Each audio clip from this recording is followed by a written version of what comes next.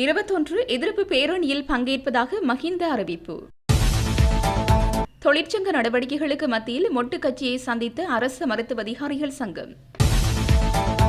உறவினர்களை நினைவுகூர தடையில்லை, புலிகளை நினைவுகூர்ந்தால் சட்ட நடவடிக்கை.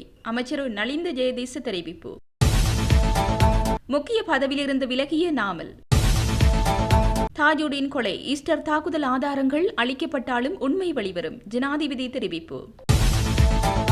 புலிகளின் தலைவர்களும் போதைப்பொருள் விற்றனர், சபையில் அமைச்சர் விமல் ரத்நாயக்க தெரிவிப்பு. சபாநாயகர் அலுவலகத்தில் நுழைந்த பாம்பு. மஹிந்தவால் தயார்படுத்தப்பட்ட பிக்குகள் சிக்கிய முக்கிய ஆதாரம். யாழ் மக்கள் கடற்படை முகாமை அகற்ற வேண்டாம் என கோருகின்றனர், அருண ஜெயசேகர தெரிவிப்பு. அவசரமாக திருப்பி அனுப்பப்பட்ட ஹட்டுநாயக்க வந்த விமானங்கள் வெளியான காரணம். தங்காலையில் சுட்டுக் கொல்லப்பட்ட தம்பதியினர் விசாரணையில் வெளிவந்த திடுக்கிடும் உண்மைகள். கொலையாளிகளிடமிருந்து தப்பிக்க போராடிய இளம் குடும்பஸ்தர், போலீசாரிடம் சிக்கிய தடயங்கள். எதிர்வரும் 21ஆம் தேதி ஸ்ரீலங்கா பொதுஜன பெரமுன தலைமையிலான எதிர்க்கட்சிகள் ஒழுங்கு செய்துள்ள பேரணியில் முன்னாள் ஜனாதிபதி மஹிந்த ராஜபக்சவும் கலந்து கொள்ள உள்ளார். தனது பிறந்தநாளை முன்னிட்டு ஆசீர்வாதம் பெறுவதற்காக கண்டி தலதா மாளிகைக்கு விஜயம் செய்த போது ஊடகங்களுக்கு கருத்து தெரிவித்த முன்னாள் ஜனாதிபதி இதனை தெரிவித்தார். அவர் மேலும் கருத்து தெரிவிக்கையில், தற்போதைய அரசாங்கம் மேற்கொண்டு வரும் மக்கள் விரோத நடவடிக்கைகளுக்கு எதிராக மக்களை அணிதிரட்ட வேண்டும் என்றும் அவர் கூறினார். முன்னதாக இந்த பேரணியில் முன்னாள் ஜனாதிபதி மஹிந்த ராஜபக்ச பங்கேற்க மாட்டார் என நாமல் ராஜபக்ச தெரிவித்திருந்தமை குறிப்பிடத்தக்கது. உயிர்த்த ஞாயிறு தின தாக்குதல்கள் தொடர்பான ஆதாரங்கள் அளிக்கப்பட்டுள்ளன, ஆனால் அந்த படுகொலைக்கு பின்னால் உள்ள உண்மை வெளிவரும் என ஜனாதிபதி அனுரகுமார திசாநாயக்க தெரிவித்தார். நேற்று நாடாளுமன்றத்தில் உரையாற்றும் போதே அவர் இவ்வாறு தெரிவித்தார். மேலும் தெரிவிக்கையில், ரக்பி வீரர் வசீம் தாஜுடீன் கொலை செய்யப்பட்டமையினை தாம் புலனாய்வாளர்களிடம் நேரடியாக கேட்டறிந்ததாக ஜனாதிபதி வெளிப்படுத்தினார். அத்துடன் படுகொலைக்கு பின்னால் உள்ள உண்மையை அரசாங்கம் வெளிக்கொணரும் எனவும் ஜனாதிபதி தெரிவித்திருந்தார். இதனிடையே உயிர்த்த ஞாயிறு தாக்குதல் தொடர்பான முக்கிய அறிக்கைகளின் பக்கங்கள் கிழித்தறியப்பட்டுள்ளன. இருப்பினும் அரசாங்கம் ஏற்கனவே புதிய ஆதாரங்களை சேகரிக்க ஆரம்பித்துள்ளது. இந்த நிலையில் ஆதாரங்கள் அளிக்கப்பட்டாலும் உண்மைகள் வெளிக்கொணரப்படும் என ஜனாதிபதி குறிப்பிட்டார். அத்துடன் குற்றப்புலனாய்வு திணைக்களத்தின் பணிப்பாளர் சானி அபீசகர மற்றும் பொதுமக்கள் பாதுகாப்பு அமைச்சின் செயலாளர் ரவி செனவரத்ன ஆகியோர் உயிர்த்த ஞாயிறு தாக்குதல்களுக்கு பின்னால் உள்ள உண்மையை வெளிக்கொணர்வதற்காக இரவும் பகலும் உழைத்து வருவதாகவும் ஜனாதிபதி தெரிவித்தார். இதேவேளை அண்மையில் கண்டுபிடிக்கப்பட்ட செம்மணி மனித புதைகுழி தொடர்பில் முறையான விசாரணைகளை மேற்கொண்டுள்ளோம். ஆணைக்குழு அமைத்து உண்மையை மூடி மறைக்கவில்லை. உண்மையை கண்டறியும் அவசியம் எமக்குண்டு. விடுதலை புலிகள் காலத்தில் கண்டுபிடித்த தங்க நகைகளை உரிமையாளர்களுக்கு வழங்க நடவடிக்கை எடுத்துள்ளோம். இருப்பினும் அது இயலாமல் உள்ளது. அந்த நகைகளை பணமாக மாற்றி வடக்கு மாகாண அபிவிருத்திக்கு பயன்படுத்த தீர்மானித்துள்ளோம். அது மாத்திரமின்றி 11 மாணவர்கள் கடத்தி காணாமலாக்கிய சம்பவம் தொடர்பில் முறையான விசாரணைகள் மேற்கொள்ளப்பட்டு வருகின்றன. குற்றவாளி வெகு விரைவில் நீதிமன்றத்தில் முன்னிலைப்படுத்தப்படுவார். சட்டத்தை சரியாக செயற்படுத்தும் போது ராணுவ பழிவாங்கல் என்று கோஷம் எழுப்ப வேண்டாம் எனவும் குறிப்பிட்டுள்ளார். மேலும் தொழில்நுட்ப அச்சுறுத்தல்களுக்கு, குறிப்பாக சைபர் வெளியில் எழும் சவால்களுக்கு பதிலளிக்கும் திறன் கொண்ட பாதுகாப்பு படை உருவாக்குவதே அரசாங்கத்தின் கொள்கை எனவும் அவர் குறிப்பிட்டார். அத்துடன் நாட்டில் கடல் மற்றும் வான்வெளி பாதுகாப்பை பலப்படுத்துவதாகவும் ஜனாதிபதி தெரிவித்தார். இதனிடையே இலங்கை பாதுகாப்பு படைகளுக்கு இந்தியா மற்றும் அமெரிக்கா தொடர்ந்த ஆதரவை வழங்கி வருகின்றன. இதற்கமைய இந்தியா 70 ஜீப்களுடன் பல்வேறு தொழில்நுட்ப உதவிகளை வழங்கியுள்ளது. முப்படைகளின் திறன் நிலைமைகளை மேம்படுத்துவதற்கு தொழில்நுட்ப கல்வி நிறுவனத்தை நிறுவுவதற்கு ஆதரவளிப்பதற்கு முன்மொழிந்துள்ளதாக ஜனாதிபதி தெரிவித்தார். அத்துடன் அமெரிக்கா 2026ஆம் ஆண்டில் இலங்கைக்கு 10-57 உலங்கு வானூர்திகளை அன்பளிப்பாக வழங்குவதற்கு உறுதியளித்துள்ளது எனவும் அவர் இதன்போது தெரிவித்தார். ஹட்டுநாயக்க விமான நிலையத்தில் தரையிறங்கவிருந்த 3 விமானங்கள் மத்தள மற்றும் இந்தியாவின் திருவனந்தபுரம் சர்வதேச விமான நிலையங்களுக்கு திருப்பி விடப்பட்டுள்ளன. இன்று காலை நிலவிய மிகுந்த பனிமூட்டம் காரணமாகவே இந்த விமானங்கள் இவ்வாறு திருப்பிவிடப்பட்டுள்ளதாக தெரிவிக்கப்பட்டுள்ளது. சீனாவின் குவாங்சோவிலிருந்து வந்த ஸ்ரீலங்கன் ஏர்லைன்ஸ் UL 881 விமானம் மற்றும் சவுதி அரேபியாவின் ரியாத்திலிருந்து வந்த UL 266 விமானம் ஆகியன மத்தள சர்வதேச விமான நிலையத்திற்கு திருப்பிவிடப்பட்டன. அத்துடன் சவுதி அரேபியா தம்மாமிலிருந்து வந்த ஸ்ரீலங்கன் ஏர்லைன்ஸ் UL 254 விமானம் இந்தியாவின் கேரளாவில் உள்ள திருவனந்தபுரம் சர்வதேச விமான நிலையத்திற்கு திருப்பிவிடப்பட்டது. விமானம் தரையிறங்குவதற்கு பாதிப்பாக இருந்த பனிமூட்டமான நிலைமை நீங்கி தற்போது சீரான வானிலை தென்படுவதாக கூறப்படுகின்றது. அரசாங்க மருத்துவ அதிகாரிகள் சங்கத்திற்கும் இலங்கை பொதுஜன பெரமுனவின் சிரேஷ்ட உறுப்பினர்களுக்கும் இடையிலான சிறப்பு கலந்துரையாடல் நேற்று நெலுமாவத்தில் உள்ள கட்சி தலைமையகத்தில் நடைபெற்றது. ஸ்ரீலங்கா பொதுஜன பெரமுனவின் பொதுச் செயலாளர் சாகர காரியவசம், தேசிய அமைப்பாளரும் நாடாளுமன்ற உறுப்பினருமான டி.வி. சாணக்க, நாடாளுமன்ற உறுப்பினர்களான சாணக்க மதுகுட, முன்னாள் ராஜாங்க அமைச்சர்களான இந்திக் அனுருத்த மற்றும் பிரசன்ன ரணதுங்க ஆகியோர் இந்த சந்திப்பில் கலந்து கொண்டனர். அரசாங்க மருத்துவ அதிகாரிகள் சங்க தலைவர் கலாநிதி சஞ்சீவ தென்னகோன், செயலாளர் கலாநிதி பிரபாத் சுகததாஸ் மற்றும் தொழிற்சங்க அதிகாரிகள் பலரும் கலந்து கொண்டனர். 2026 வரவு செலவு திட்டத்தில் பல முன்மொழிவுகளுக்கு எதிர்ப்பு தெரிவித்து அரசு மருத்துவமனைகளில் சேவைகளை மட்டுப்படுத்தியுள்ள நிலையில் GMOA அதன் தொடர்ச்சியான தொழிற்சங்க நடவடிக்கை தொடரும் நிலையில் இந்த சந்திப்பு நடைபெற்றது. இலங்கை பொதுஜன பெரமுன நாடாளுமன்ற உறுப்பினர் நாமல் ராஜபக்ச நாடாளுமன்ற விவகார குழுவிலிருந்து விலகியுள்ளார். அதன்படி வெற்றிடமாக உள்ள பதவிக்கு நாடாளுமன்ற உறுப்பினர் டி.வி. சாணக்க நியமிக்கப்பட்டுள்ளார். இதனை சபாநாயகர் வைத்தியர் ஜெகத் விக்ரமரத்ன இன்று நாடாளுமன்றத்திற்கு தெரிவித்துள்ளார். நாட்டில் 30 ஆண்டு காலமாக இடம்பெற்ற சிவில் யுத்தத்தில் உயிரிழந்த தமது உறவுகளை நினைவுகூர்வதற்கு எவ்வித தடையும் இல்லை. ஆனால் பயங்கரவாதிகள் நினைவுகூரப்பட்டால் அவற்றுடன் தொடர்புடையோருக்கு எதிராக சட்ட நடவடிக்கை எடுக்கப்படும் என அமைச்சர் நலிந்த ஜெயதீச தெரிவித்தார். அமைச்சரவை தீர்மானங்களை அறிவிக்கும் வாராந்த ஊடகவியலாளர் மாநாடு கொழும்பில் உள்ள அரசாங்க தகவல் திணைக்களத்தில் நேற்று இடம்பெற்ற போதே அமைச்சர் இதனை தெரிவித்தார். அவர் மேலும் குறிப்பிடுகையில், நாட்டில் இடம்பெற்ற சிவில் யுத்தத்தில் ஆயிரக்கணக்கானோர் தமது உறவினர்களை இழந்துள்ளனர். இழந்த தமது உறவினர்களை நினைவுகூறுவதற்கு ஒவ்வொரு பிரஜைகளுக்கும் உரிமை உண்டு. அதற்கு எவ்வித தடையும் இல்லை. இதனை அரசாங்கம் பல சந்தர்ப்பங்களில் அறிவித்திருக்கிறது. ஆனால் இந்த போர்வையில் பயங்கரவாத அமைப்பினை சார்ந்தவர்களை நினைவுகூர அனுமதிக்க முடியாது. அவ்வாறு செயற்படுவர்களுக்கு எதிராக சட்ட நடவடிக்கை எடுக்கப்படும். கடந்த ஆண்டு நவம்பரில் எமது அரசாங்கம் முழுமையாக ஆட்சியை பொறுப்பேற்றது. அன்றிலிருந்து கடந்த ஓராண்டு காலத்திற்குள் பல்வேறு சந்தர்ப்பங்களில் சில குழுக்களால் இனவாதத்தை தூண்டுவதற்கான முயற்சிகள் முன்னெடுக்கப்பட்டன. ஆனால் அந்த முயற்சிகள் வெற்றியளிக்கவில்லை. இனங்களுக்கிடையில் ஒற்றுமையையும் நல்லிணக்கத்தையும் ஏற்படுத்தி நாட்டில் அமைதி ஒழுங்கை பாதுகாப்பதற்கான சகல நடவடிக்கைகளையும் அரசாங்கம் முன்னெடுக்கும் என தெரிவித்தார்.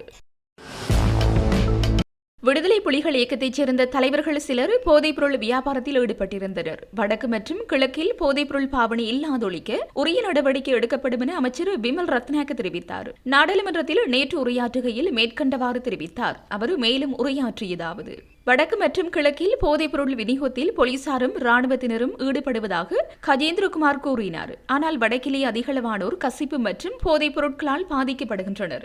அங்குள்ள தாய்மார்கள் கண்ணீர் விட்டு இது பற்றி கூறுகின்றனர். போதைப் பொருளை ஒழிக்க ராணுவத்தினரும் போலீசாரும் சோதனை நடவடிக்கையில் ஈடுபடுகின்றனர். போதைப்பொருள் வலையமைப்புடன் தொடர்புடைய பாதுகாப்பு பிரிவு அதிகாரிகள் சிலர் இருப்பதாகவும் நீதித்துறையிலும் சிலர் இருக்கலாம் என்றும் ஜனாதிபதி கூறியுள்ளார். வடக்கை போன்று தெற்கிலும் போதைப் பொருட்கள் பிடிபடுகின்றது. இந்நிலையில் கஜேந்திரகுமார் போன்றோர் குறைந்தது இவ்வாறான பிரச்சனைகளில் வடக்கு மற்றும் தெற்கை இணைக்க முடியாதவர்களாக இருக்கின்றனர். கஜேந்திரகுமார் போன்றவர்கள் தேசிய ஒற்றுமைக்கு பயப்படுகின்றார்கள். அவர்களின் அரசியல் நடவடிக்கைகள் இனவாதத்திலேயே தங்கியுள்ளது. முன்னர் தெற்கில் உள்ள இனவாதம் பலமாக இருந்தமையினால் அவர்களின் இனவாதம் தெரியவில்லை. எமது அரசாங்கம் இனவாதத்தில் ஈடுபடுவதில்லை. ஆனால் வடக்கில் முற்றுமுழுதாக இனவாதம் மற்றும் சாதி வீதம் என்பன இருக்கின்றன. வடக்கே யுத்தத்தில் பாதிக்கப்பட்டு கேரள கஞ்சாவிலும் பாதிக்கப்பட்டுள்ளது. விடுதலை புலிகள் இருந்த காலத்தில் வடக்கில் போதைப்பொருள் குறைவாக இருந்ததாக கஜேந்திரகுமார் குறிப்பிட்டார். ஏன் அவ்வாறு குறைவாக இருந்தது என்றால், யுத்த காலத்தில் இந்தியாவில் இருந்து படகிலவை கொண்டுவரப்படவில்லை. யுத்த காலத்தில் இந்திய படகுகள் வரவில்லை. இதனாலே அப்போது போதைப் பொருட்களை கொண்டு வரவில்லை.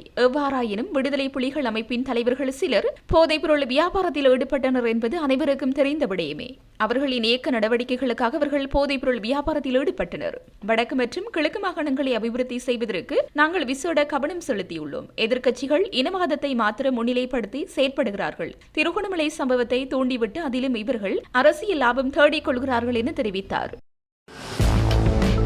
சபாநாயகர் ஜெகத் விக்ரமரத்னவின் அலுவலக அறையில் நேற்று காலை பாம்பொன்று காணப்பட்டதால் அங்கு சிறிது நேரம் பதற்றமான சூழ்நிலை நிலவியுள்ளது. சபாநாயகர் பொதுவாக உணவருந்தும் பகுதியில் உள்ள ஜன்னல் வழியாக குறித்த பாம்பு உள்நுழைந்திருக்கலாம் என சந்தேகிக்கப்படுகின்றது. சம்பவம் குறித்து தகவல் தெரிவிக்கப்பட்டதை தொடர்ந்து நாடாளுமன்றத்தின் தோட்ட பராமரிப்பு அதிகாரி உடனடியாக செயற்பட்டு குறித்த பாம்பை பாதுகாப்பாக அங்கிருந்து அகற்றியதாக ஆங்கில ஊடகம் ஒன்று செய்தி வெளியிட்டுள்ளது. தியன்னாவ ஓயா பகுதியில் இருந்து பல்வேறு வகையான பாம்புகள் மற்றும் ஊர்வன இனங்கள் சில காலமாக நாடாளுமன்ற வளாகத்திற்குள் நுழைந்து வருகின்றன. சமீப காலங்களில் மாத்திரம் சுமார் 20 பாம்புகள் மற்றும் ஏனைய ஊர்வன இனங்களை வளாகத்திலிருந்து பாதுகாப்பாக அகற்றியுள்ளதாக தோட்ட பராமரிப்பு பிரிவு தெரிவித்துள்ளது.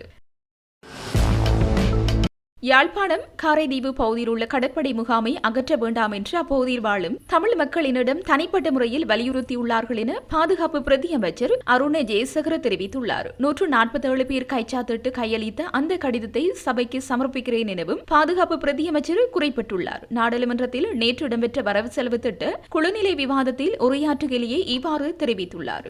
மேலும் அவர் பேசுகையில், வடக்கில் போதைப்பொருள் வியாபாரத்தில் ராணுவத்தினர் போலீசார் ஈடுபடுவதாக பாராளுமன்ற உறுப்பினர் கஜேந்திரகுமார் பொன்னம்பலம் குற்றம் சாட்டியிருந்தார். இது முற்றிலும் தவறானது. போதைப்பொருள் ஒழிப்புக்காக முப்படையினர் அர்ப்பணிப்புடன் செயற்படுகிறார்கள். வடக்கு கிழக்கு மாகாணங்களில் பெருந்தொகையான ராணுவத்தினர் இருந்ததாகவும் ஒரு சிவில் பிரஜைக்கு 2 படையினர் இருந்ததாகவும் தமிழ் அரசியல்வாதிகள் குறிப்பிடுகிறார்கள். ராணுவ முகாம்களை அகற்ற வேண்டும் என்றும் வலியுறுத்துகின்றார்கள்.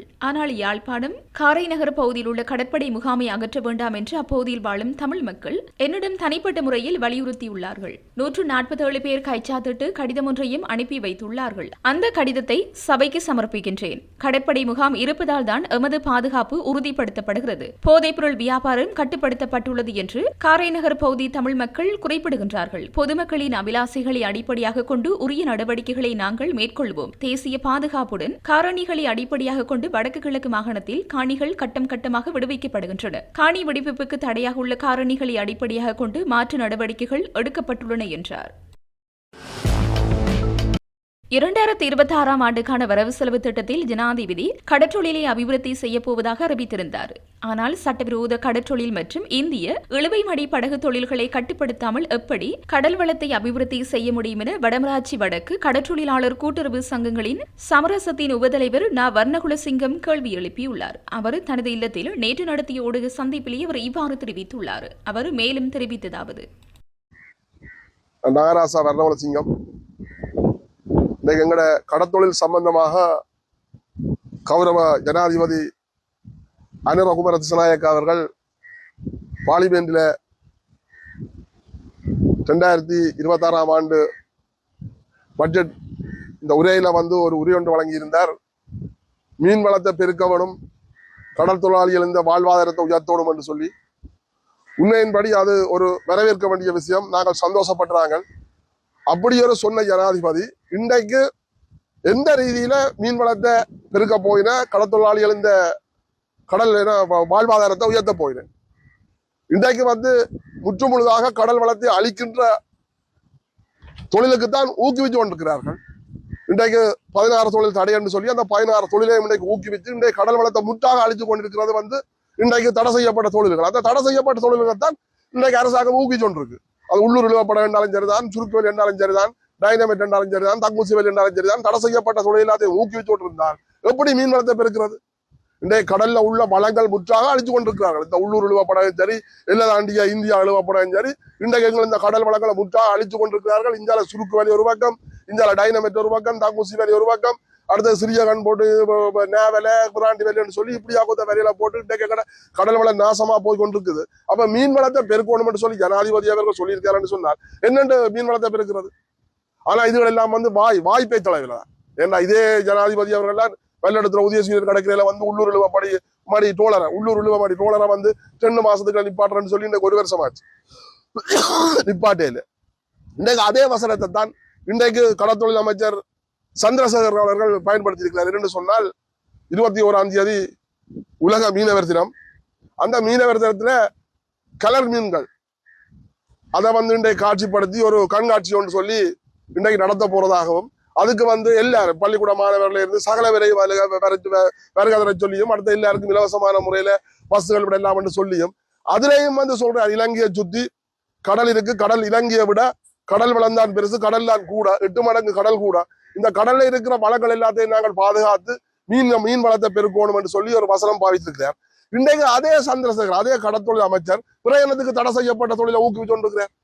இன்றைக்கு உள்ளூர் இழுவப்படகு இன்றைக்கு தடை என்று சொல்லி 96ஆம் ஆண்டு 2ஆம் இலங்கை சட்டத்திலேயே தடை என்று சொல்லி 16 தொழில் தடையை சொல்லி அறிவிக்கப்பட்டது வர்த்தக மாநில.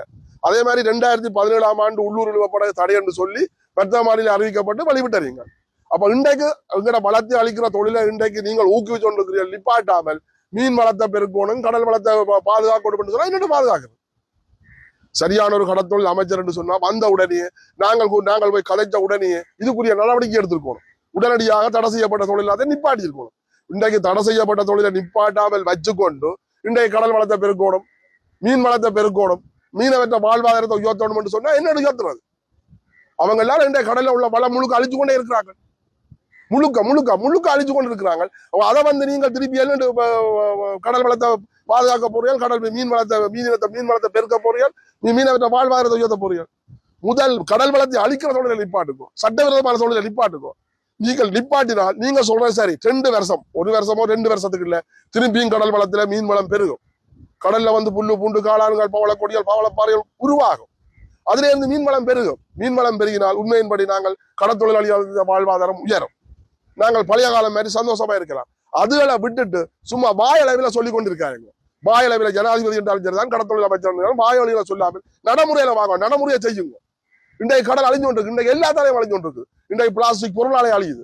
சொப்பிங் பேக்ல இருந்து பொலித்தீன் பையில இருந்து பிளாஸ்டிக் போத்துனால இருந்து வண்டை கப்பில இருந்து சகலம் இன்றைக்கு எல்லா ஆறுகள் குடல் மொழியா வந்து கடல்ல தான் வந்து சேருது. இன்றைக்கு சொப்பிங் பேக்கை தடையன்னு சும்மா தடையன்னு சொல்லி போட்டு இன்றைக்கு எங்கி வந்தவன் அவன் லட்சக்கணக்கில் இன்றைக்கு சொப்பிங் பேக்கால உழைக்கிறான். ஒரு சொப்பிங் பேக் 5 ரூபா. அதுக்கும் வந்து ஏழை எளிய மக்களுக்கு அதுக்கும் புரியுது. கடையில போனால் அவன் சொப்பிங் பேக்கில சாமான கொடுத்துட்டு 5 ரூபா வெட்டுறான். சும்மா கொடுத்த சொப்பிங் பேக்கு இன்றைக்கு நீங்க சங்க ஊதி விட்டு இருக்கிறீங்க. நீங்கள் சரியானு சொன்னா உருவாக்குற இடத்தை நிப்பாட்டுக்கும். இன்னைக்கு பிளாஸ்டிக் பொருள்கள், பிளாஸ்டிக் பைகள், பொலித்தீன் பேக்குகள், சொப்பிங் பேக்குகள் உருவாக்குற இடத்தை நிப்பாட்டுக்கும். நிப்பாட்டினா ஏன் பிரச்சனை வருது? இதால யார் உழைக்கிறான்? வர்த்தகர் உழைச்சிட்டு போறான். அவன் வேண்டிக்கு வந்து சும்மா 50 சத்துக்கும் 60 சத்துக்கும் மணி பைசா கொண்டு வந்து இன்னைக்கு 5 ரூபாய்க்கு விற்கிறான். இதால பாதிக்கப்படுறார். அன்றாடம் உழைச்சி சாப்பிடுற மக்கள் பாதிக்கப்பட்டிருக்காங்க. அப்ப எல்லாத்தையும் பாதிக்கப்படுறது மக்கள் தான். அப்ப உங்களால இந்த பிளாஸ்டிக் பொருளை நிப்பாட்ட முடியல, பொலித்தீன் மூலம் அல்லது இந்த பிளாஸ்டிக் போத்துகளை நிப்பாட்ட முடியல, அடுத்த எங்கட கடல் வளத்தை பாதுகாக்க முடியல. எங்கட கடல் வளத்தை பாதுகாக்கிறது எல்லாம் கடல்ல வந்து சேருது, காத்தோட அள்ளி கொண்டு வருது, ஆத்தோட வந்து கடல்ல சேருது. அப்ப கடல் வளம் ஏதாவது அழியுது. அண்மையில படித்துறை ஒருங்கிணைப்பு குழு கூட்டத்துல வந்து இப்படி உறுப்பினர் ஒருவர் தெரிவித்திருந்தார்.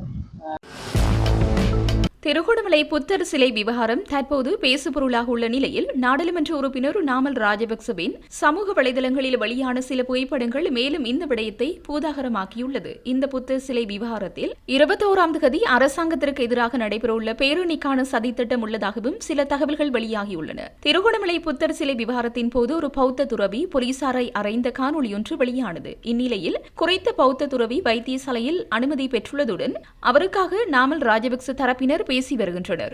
இந்நிலையில் அம்பட்டிய சுமனரத்ன தேரர் வெளியிட்ட காணொலியில் நாங்கள் ராஜபக்ச அணியினர், ராஜபக்ச பீடத்தைச் சேர்ந்தவர்கள் என்று குறிப்பிடுகின்றார். ராஜபக்சர்களுக்காகவே காவியோடை அணிந்தவர்கள் என்று குறிப்பிடுகின்றார். அதன் மூலம் இவர்களின் நிலைப்பாட்டை அறிந்து கொள்ள முடிகின்றது. கடற்றொழிலாளர்களுக்கு கடந்த டிசம்பர் முதல் புதிய கடற்றொழில் ஓய்வூதிய திட்டத்தை அறிமுகப்படுத்த அரசாங்கம் திட்டமிட்டுள்ளது. வேளாண்மை மற்றும் விவசாய காப்பீட்டு வாரியத்தால் செயல்படுத்தப்பட உள்ள ஓய்வூதிய திட்டத்தை தொடங்க அனைத்து ஏற்பாடுகளும் செய்யப்பட்டுள்ளன. 60 வயதை எட்டியதும் இந்த புதிய கடற்றொழில் ஓய்வூதிய திட்டத்தின் கீழ் ஓய்வூதியங்களை பெறலாம். மேலும் இதன் சிறப்பு அம்சம் என்னவென்றால் பயனாளி ஓய்வூதியம் பெறும்போது இறந்தால் பயனாளி ஓய்வூதியத்தை பெற முடியும். மேலும் 60 வயதிற்கு பிறகு ஒவ்வொரு வயது வரம்பிலும் ஓய்வூதியம் அதிகரிக்கும். பங்களிப்பாளர் எந்த காரணத்திற்காகவும் முழு பங்களிப்பையும் செலுத்த முடியாத சந்தர்ப்பங்களில் மற்றும் செலுத்தப்படும் பங்களிப்பு தொகை 25% முதல் 74% வரை இருந்தால் பங்களிப்பு தொகை பங்களிப்பு செலுத்தும் காலத்தின் முடிவில் நிகர பங்களிப்பு தொகையின் அடிப்படையில் வாரியத்தால் நிர்ணயிக்கப்பட்ட வட்டி தொகையுடன் பங்களிப்பாளருக்கு திருப்பி தரப்படும். மேலும் இந்த திட்டத்தில் பங்களிக்கும் கடற்றொழிலாளர்களுக்கு ஓய்வூதியம் பெறுவதற்கு முன்பு நிரந்தர பகுதி ஊனமுற்றால் ஊனமுற்ற சலுகைகளை பெறுவதற்கான வாய்ப்பையும் இந்த திட்டம் வழங்குகிறது. 2025ஆம் ஆண்டு உலக மீன்பிடி தினத்தை நினைவுகூரும் வகையில் கொழும்பில் உள்ள தாமரை கோபுரத்தில் நடைபெறவுள்ள கண்காட்சியுடன் இணைந்து தொடக்க விழா இம்மாதம் 21ஆம் தேதி பிரதமர் ஹரிணி அமரசூரிய தலைமையில் நடைபெறவுள்ளது. விவசாயம், நிலம் மற்றும் கால்நடை துணை அமைச்சர் நாமல் கருணாரத்ன, மீன்பிடிய நீர்வாழ் உயிரினங்கள் மற்றும் கடல்சார் வள அமைச்சர் ராமலிங்கம் சந்திரசேகர் மற்றும் துணை அமைச்சர் ரத்னகமய் ஆகியோர் குறித்த நிகழ்வில் பங்கு பெற்றுள்ளனர். யாழ்ப்பாணம் வடமராட்சி கரணவாய் கூடாவளவு பகுதியில் இளம் குடும்பஸ்தர் ஒருவர் வெட்டி கொலை செய்யப்பட்டுள்ளார். குறித்த சம்பவம் நேற்று நள்ளிரவு 12 மணியளவில் இடம்பெற்றுள்ளது. கொலை செய்யப்பட்டவர் 29 வயதுடைய ராஜகுலேந்திரம் பிரிந்தன் என்றும் அவர் பிரான்ஸ் நாட்டிலிருந்து இலங்கைக்கு வந்தவர் என்றும் தெரிவிக்கப்படுகிறது. சம்பவம் தொடர்பில் மேலும் தெரிய வருகையில் நேற்றிரவு 12 மணியளவில் தொலைபேசி அழைப்பு வந்ததற்கு அமைவாக குறித்த இளம் குடும்பஸ்தர் வீட்டிலிருந்து மோட்டார் சைக்கிளில் சென்றதாக தகவல்கள் வெளியாகியுள்ளது. அவரை பின்தொடர்ந்து சென்ற கொலையாளிகள் இளம் குடும்பஸ்தர் மீது கூறிய ஆயுதங்களினால் வெட்டி கொலை செய்துள்ளதாக போலீசார் தெரிவித்துள்ளனர். அவர்களிடம் தப்பிக்க இளம் குடும்பஸ்தர் போராடிய தடயங்கள் உள்ளதாகவும் ஒரு குற்றவாளியின் டி-ஷர்ட்டின் ஒரு பகுதி கொல்லப்பட்டவரின் கையில் உள்ளதாக தெரிவிக்கப்படுகின்றது. கொலை செய்யப்பட்ட குடும்பஸ்தர் மோட்டார் சைக்கிளில் செல்லும் காட்சியும் ஒரு மோட்டார் சைக்கிளில் 2 சந்தேக நபர்கள் செல்லும் காட்சியும் அப்பகுதியில் உள்ள சிசிடிவி கேமராவில் பதிவாகியுள்ளதாக தெரிவிக்கப்படுகிறது. வெளியே சென்ற மகனை காணவில்லை எனவும் தாயும் தந்தையும் தேடிச் சென்ற வேளை வீதியில் இரத்த வெள்ளத்தில் காணப்பட்டுள்ளார். பெற்றோர்களால் பருத்தித்துறை வைத்தியசாலைக்கு எடுத்துச் சென்ற போதும் அவர் உயிரிழந்து விட்டதாக வைத்தியர்கள் தெரிவித்துள்ளனர். கொலைக்கான காரணம் இதுவரை வெளியாகவில்லை. உயிரிழந்தவரின் சடலம் தற்போது பருத்தித்துறை ஆதார வைத்தியசாலையில் வைக்கப்பட்டுள்ளது. சம்பவம் தொடர்பான விசாரணைகளை நெல்லியடி குற்றத்தடுப்பு போலீசார், யாழ் விசேட குற்றத்தடுப்பு போலீசார் மேற்கொண்டு வருகின்றனர். இச்சம்பவம் அப்பகுதியில் பெரும் அச்ச நிலையை உருவாக்கியுள்ளது.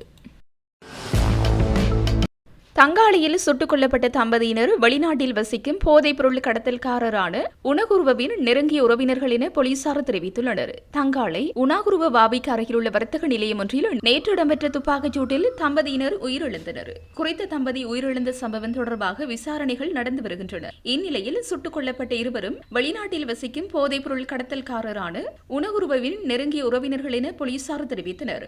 மீட்டியாகுட கிரளகவல பகுதியில் ஒரு பெண் சுட்டுக் கொல்லப்பட்ட 24 மணி நேரத்திற்குள் இந்த துப்பாக்கிச் சூடு நடந்துள்ளது.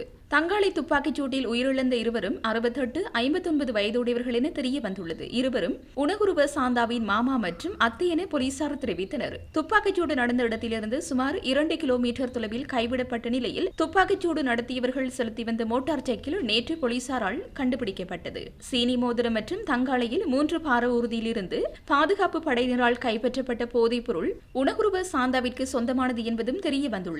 இருப்பினும் துப்பாக்கிச்சூடு நடத்திய தரப்பினர் யார் என்பது இன்னும் உறுதிப்படுத்தப்படவில்லை என்றும், மேலும் உணகுருவ சாந்தாவுக்கும் கரந்தனிய சுத்தாவுக்கும் இடையே சிறிது காலமாக தகராறு இருந்து வருவதாகவும் போலீசார் தெரிவித்தனர்.